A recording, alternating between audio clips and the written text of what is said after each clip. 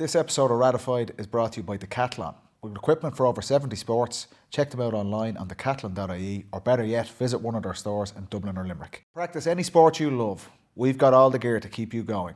Are you ready to play?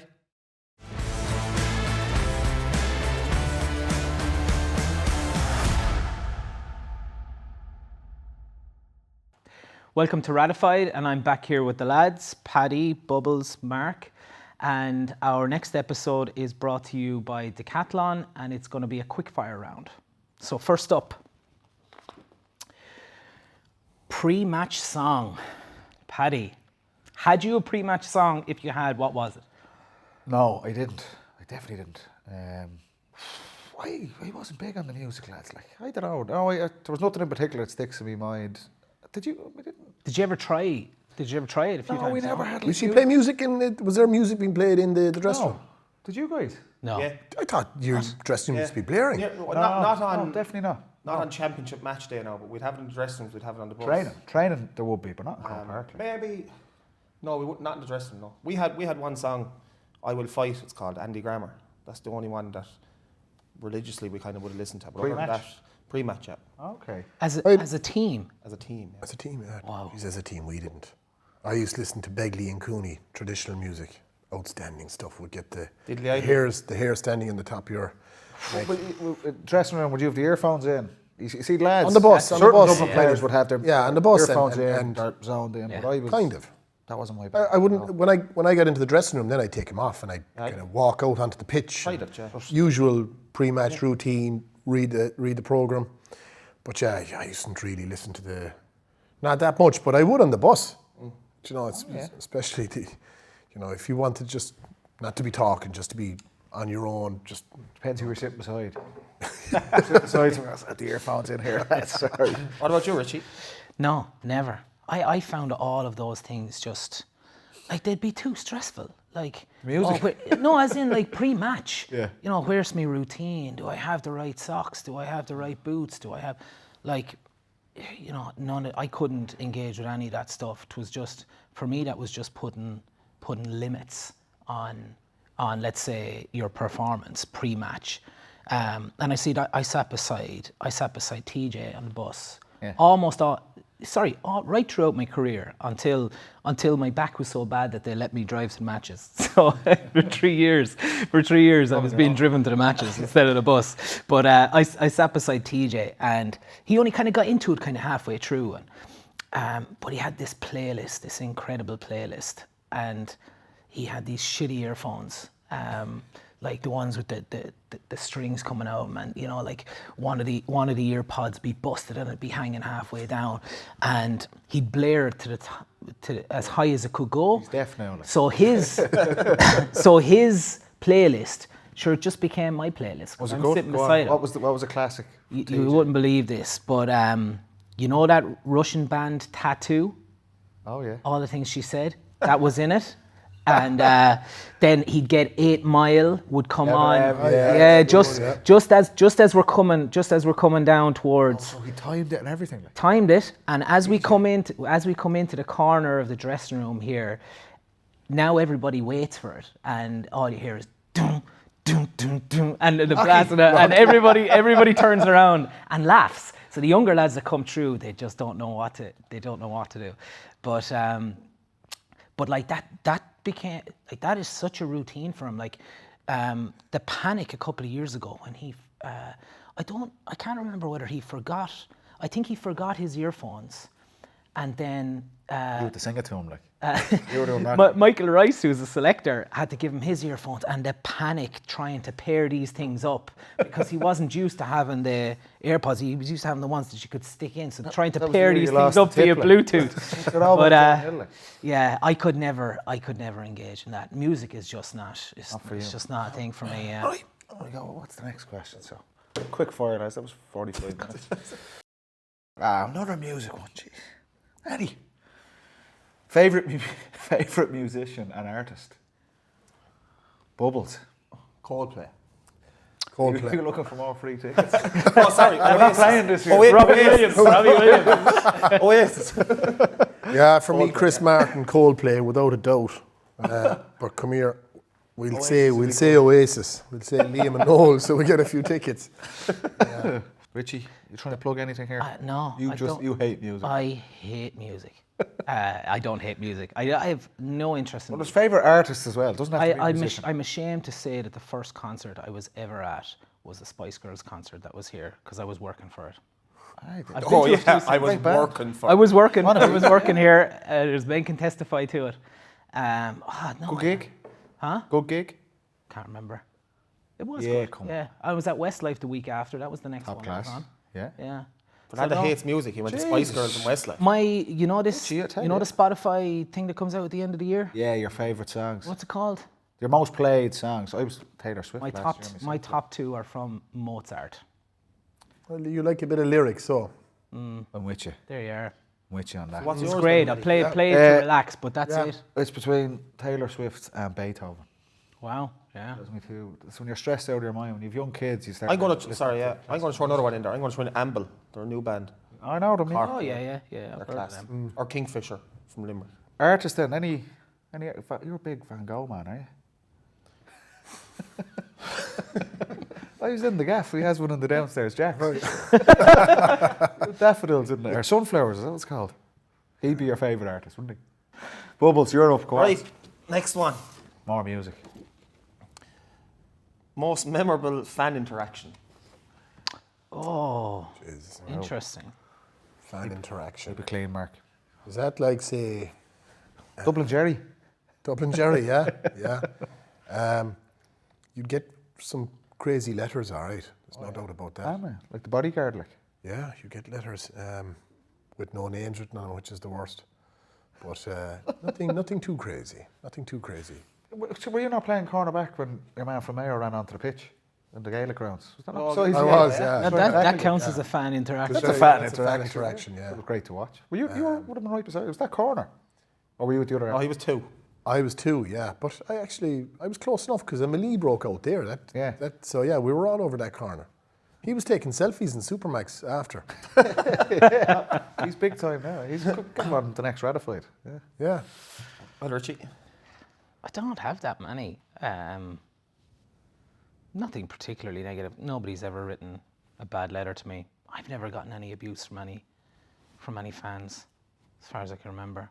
And I don't think any of our other players have. The only thing I can remember, which took me by surprise, was Lester Ryan, 2014 captain. Doesn't speak a word of Irish, but did his whole speech in Irish. Got a close friend of his, brother Damien Brennan, to write out a speech in Irish, and he just learned it off by heart, and said he'll put the piece of paper in the pocket then, and it's like, okay, I'm going to say this if we win, and kind of did it like 2 or 3 weeks before the All-Ireland, but did the whole thing in Irish, and some fella wrote him a letter giving out about how dare he do that. All of the old people in Ireland who don't speak Irish, and who do you think you are? And I thought it was unbelievable. Don't get me going. Yeah, not sign, and again, Some form of ignorance, isn't it? Incredible. Yeah. Incredible, you know. Yeah, that's. I've got that in the past. Over the Irish thing. Not writing speeches, obviously, but like, yeah, over Irish things, like. Could be the same why fella. are you talking like that? I mean, these people are just ignorant. You can't. I mean, we're Irish people, like, you know. Yeah. That's our language that we should be proud of. But anyway. What about you? Paddy, you must have a few. Dublin fans are a bit mad, are they? No, we were great fans going around following us. No, they're great, yeah, but it's mad. Good crack. No, we remember the All-Ireland, the press nights, or the open nights where supporters come in. Oh, yeah. We used to call that the night of the eras. Who used it? Yeah, the night of the eras. Yeah. He was like that for all fan interactions. No, they were great, I have to say. We used to run Parnell Park, and Dublin supporters were fortunate. Obviously, we see them in Crow Park when it's a full house and gives you a bit of a buzz, but National League games down in Killarney or up at home or Ballybuffet, we're very fortunate. They follow us around. But no, nothing sticks to mind that went bad now, no. I'm up. Oh, yeah. Most hyped player. Oh, this is a bit loaded, is it? Is it overhyped or? Most hyped player. I'm not sure. Are we talking about hurling and football now, or can we go? I suppose anything Any really. sport. That's getting us off the hook. Yeah, we're off the hook there. Yeah. Executive decision here. Who's the most hyped player? I don't know. Like maybe not in a negative sense, but as He was saying David Clifford. well, so I would say David Clifford and Joe Canning were incredibly hyped players before they started. You know, doesn't mean that they're overhyped, but like they have lived up to what absolutely, on them. absolutely, yeah. But Because- definitely the anticipation for those two players before they even got out of the under-21 ranks was enormous. Yeah. It was minor, basically, wasn't it? For But I mean, Minor like, for if you're, Canning, especially, I think. David kicked 4-4 in an All-Ireland minor final against Derry. Yeah, that was the year before, but he had another year after. He did another year after that. And like, one of the goals was like literally Ran from the 45 in. right from But the he did 45. the Hogan Cup final as well. Like, Yeah, I remember we were watching it. Our Dublin team was being successful at this time, and we were watching it. It was on TG Car, and we were like, we need to finish up before this. I don't. Like, But I he don't. ran the pitch yeah. and put it into the top corner. And I always remember his first game against us was out here. It was a league game in 19. We ended up winning the game, but it was our first time playing against Clifford. And first half, he scored 3 or 4 points, like. Yeah. And the lads were coming off, like, going, this fella Yeah. is, because it's a very difficult thing to be as hyped as he was. Same Joe Canning, he had 3 years with minor with Galway, a couple of All-Ireland success, and then with the club. But to go on and deliver on that is, we all know underage stars and things like that, and it doesn't, maybe it just doesn't happen for them, but it's incredible to see the levels those two guys got, with the focus that was on them. I think one now that's happening now, and with the new rule changes, Michael Murphy. He's in good shape, Like, lads. he's in great shape. The scores he's kicked, and also, as you said, he's in great shape. Like, he hasn't lost any of it, like that we have seen so far. He's on the FRC committee, sure. The rules, change that rule. He has delivered. Like with Clifford though, like whatever about Canning being hyped, and there's other players who were kind of, there's a lot of hype around him in lesser, sorry, I shouldn't say lesser counties, but less successful counties. It's very rare that you'd have a Kerry guy, because of all of you think about the Morris Fitzes and the Gooches and stuff, like this guy was touted as being just even above all of Greatest them. of all time. I think that is incredible that he's been able to do that without a plethora of All Irelands. It has to be said, right? Not necessarily his fault, but like I think he seems to be very much like the way you described Morris Fitzgerald during the lean Kerry years of the late 80s to the early 90s. He seems to have that kind of aura about him. And Morris only won his medals, say, in the twilight of his career. You know? So, I mean, David has One All-Ireland. won All-Ireland, yeah. But, you know, he's just like such an incredible footballer, and I think he'll win more. I do. He will. Yeah, I think he will. Starting with 2025. Yeah, hopefully. See. Okay. It's fairly quick fire, all right, lads. The best score. Wowzers. I know what you're going to say. Best score you've ever seen. I tell you, I know, I'm not going to say that one. What one do you think I was going to say? Stevie, No, chipping it over. no. What? 11. Stephen Cluxton in 2011. No, I Kick off the ground. Come on. no, I'm not saying that. That's what he's. No, it's not the one I was thinking. That's not the one I was thinking. Two of the best scores I've ever seen, and I mentioned it already. you'll know more about this. No, they don't Not have to be Connolly's, Gaelic no. football, by the way.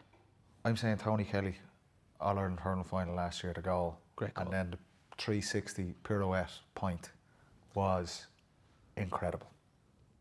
Which Tony Kelly's point. Tony Kelly, very the good. goal. the goal was phenomenal. But then the point where he literally throws it up, twirls around, Yeah. knocks it over. It was. I'm going to come straight back Unbelievable. at you then. I'm going to say Rob Downey's goal in the All-Ireland final better. Ooh, you know What- more than me, Bubbles. But Yeah. that sticks in the mind. That was. But they did take your breath like away. two. If anyone else done it that wasn't Tony Kelly, would it be as good? That was pretty good. Huh? If anyone else having done it if it wasn't Tony Kelly that done it, if that was, was a we'll good say goal. Mark Rogers, would it be as good? But it was. Mark Rogers' goal was outstanding. No, but Mark Rogers done what Tony Kelly did. Would it be held in the same breath?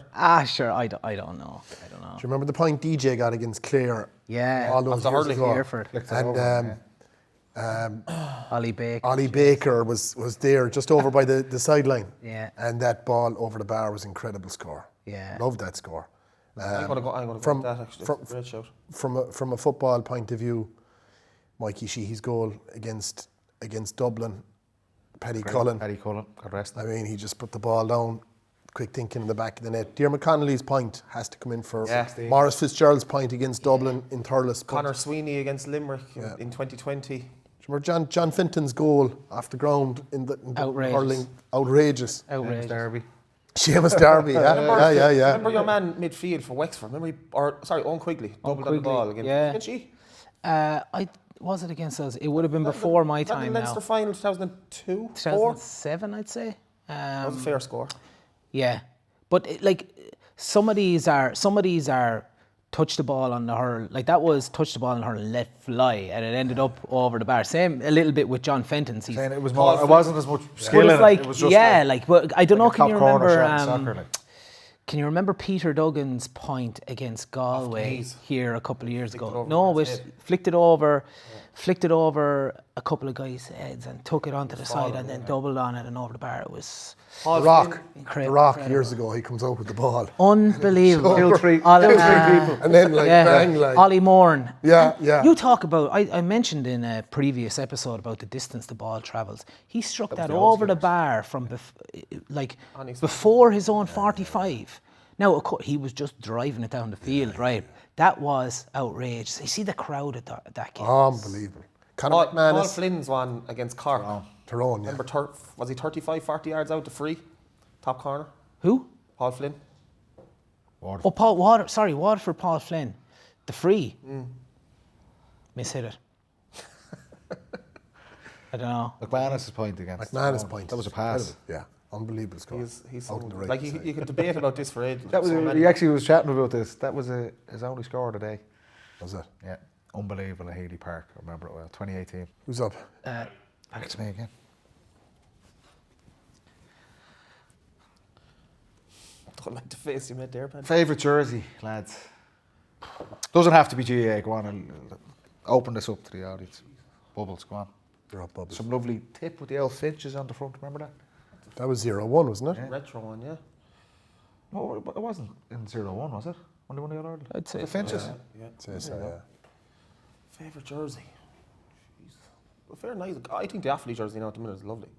Do you remember my first ever Kerry jersey, Kerry Miners, 1998, the Adidas? It was class. It's a great bit of stuff there. Yeah, it was class. And like the gear that we got that time, it was all Adidas gear. We were the first county to wear, like, because obviously the rule. But the Adidas gear was fairly cool. And it was just like, they were just throwing gear at us, throwing gear. And it was just, it was You still have some, do you? You still have that? Those jerseys fetch a few bob now. I still have that first ever Kerry jersey, wing back for the Kerry Miners. Played Kildare out here. Sorry, Kildare were playing Kerry in the senior game. And Charlie Nelligan, and it was the old pitch. And it was we were still in the old dressing room over in the corner because the Hogan stand, the Cusick stand was built, but the old Hogan was there. So we were in the old, small dressing room, concrete dressing rooms with the low roof in the Hogan stand. And I remember Charlie Nelligan telling us, he said, when you're playing into the Hill 16, just be careful. He says, you're not going to see, it's going to be hard to see the goalposts because Hill 16 was just a sea of white with the Kildare fans. And it was tough to kick into the Hill 16. But lost to Laois in the semi-final. But I still have that jersey. It's a class jersey. That's a nice jersey. Yeah. Wow. A Laois team that were nearly beaten by Kilkenny. It was Beano MacDonald and all that. Beano MacDonald. Fully playing? No, he was a year previous. He had a great couple Did of they years. get a last minute goal to beat Kilkenny in a minor quarter final or something? Maybe. I'm not sure. There's an old wives' tale about that in Kilkenny. Yeah. I think that's the last time we entered the team. That was it. He's had enough bad refereeing decision. Can I go outside of this? Yeah. Can I? This is your day, whatever suits. Yeah. I used to wear a Coventry jersey to school. Dion Dublin. Mickey Quinn. Dion Dublin, Coventry jersey. Can't remember what was on the front of it. Peugeot was on the front of it. Yeah. We used Sky blue. Sky blue. We had obviously primary school, we used to have to wear the blue T-shirt and the navy top, and this was my blue T-shirt. Rebel. You know, yeah. The only Coventry jersey in Ireland. Yeah, every day I'd say I wore it in 6th class. Loved it.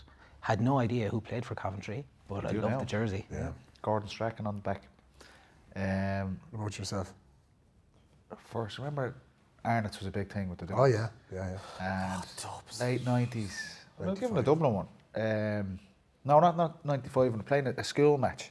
Like a couple of months ago match, and we got to wear Dublin jerseys. The navy sleeves with the castles down the side. Yeah. It was a class thing. Nice jersey. Yeah. Was it? I think it was 98. Was it 98? It was that jersey, 97, 98. When they really they started decorating the sleeves. Can you remember that? It's that jersey, yeah. Yeah, The navy because I know sleeves, the tassels Kilkenny on the side. one was incredible that time. Do you remember when we used to, all the teams used to have them in the winter time? They had the long sleeve jerseys. That was kind of cool. The sleeves were different material to the main part of the jersey. But it was kind of cool, yeah. And I remember then Dublin down 94 All Ireland.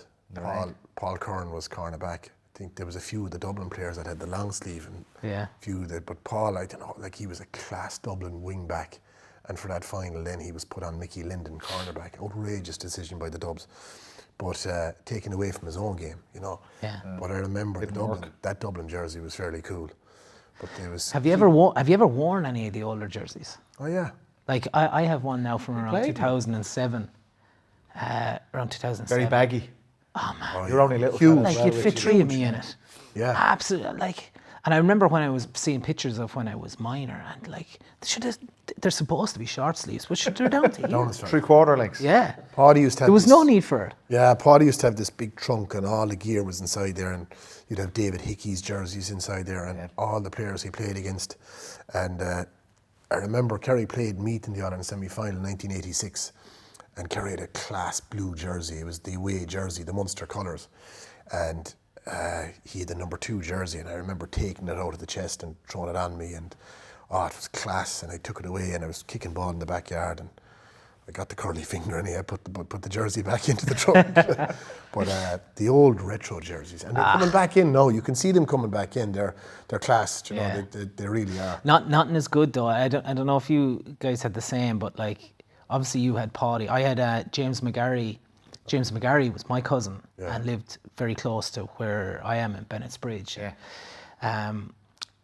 During the summer, if he saw me poking around in the local pitch, he used to operate a JCB, and obviously he'd be up high and he'd have a look in over the pitch. He'd see me poking around. He'd pull in, he'd poke a few balls back, and then he'd bring me up to the house, and you'd come home with troughs of gear. Oh, yeah. You know, just throw. a kid, I remember, it's and he was a goalkeeper, so you got loads of novelty stuff. And I remember, because he was the goalkeeper, he'd go home from every match with 4 or 5 balls in his bag, like, and he'd open up a chest of drawers, and it's just filled with brand new hurling balls, and to keep you going for another year, and you'd be absolutely buzzing. One jersey I held on to Declan Fannin, 2005 Munster final. He made his debut in 2004. I was on the primary game. 2005 then in the Munster final. He was number 5. He gave me that jersey. Class. Worst roommate. Paddy Andrews. It was one time. Worst roommate. I would say I was probably people's worst roommate because I snore. So I'm quite bad. I roomed with Owen Brosnan, Darren O'Sullivan, Paul Galvin. Paul was actually very funny because he'd sit down in the lie in the bed, and you'd be telling a yarn, and he'd be going off to sleep. And if he was telling a story, he'd have to sit up in the bed and just tell you the story, and then he'd tell the story, and he'd lie back down on the bed again. You're okay, Paul. Just lay down. But he was a great roommate. Great crack with him. Worst roommate, James Fitzpatrick. Horrendous. I could guess. He arrived on a team holiday in December with the gear bag that we were given for free for the previous All Ireland, with some of the gear still in plastic in it, and a pair of snakeskin shoes and a shirt. We arrived out to Cancun. Now he said he was planning on buying clothes once he got there, but like it was back in the day when like you used to bring cash with you. I had a couple of $100 in the safe, and you come back and it'll be all gone. You know, and he'd be going, like, he'd be gone for the day because his credit card wasn't working, and we lived together at home, and disaster of a man. And you get paid back maybe in 20 quid or 50 quid or whatever over a period of time, and oh man, and the whole world centered around him within the room. You know, towels, everything, fired everywhere. He was a disaster. Actually, when I think of worst roommate, I have to change mine. We went to South Africa, Gooch. My bag, big bag was there, Gooch's bag was there. He just went straight for my bag, took all my stuff. Yeah. Wearing my pants, I'd wake up the following day and the bottom of the pants went under the shoe. It was all dirty, all wet. Gooch, definitely the worst roommate. He won't like that. Mick Fitzsimons, we're in Cape Town in South Africa back 2017. We had a tough 5 or 6 days there. The lads will know these stories. We're going to leave it there. Fitzy. Darren Gleeson. I wasn't too bad. I had Shamie Cannon for my roommate for everything that we done. He was grand. But Darren Gleeson, I had him for a good few. Snoring. Absolutely outrageous. Darren Gleeson, yeah, absolute horrendous to sleep. He'd just be there, like, you wake up in the morning, then you'd be awake before him, draw your alarm off. You're just lying on top of the bed, just body naked. He's a keeper.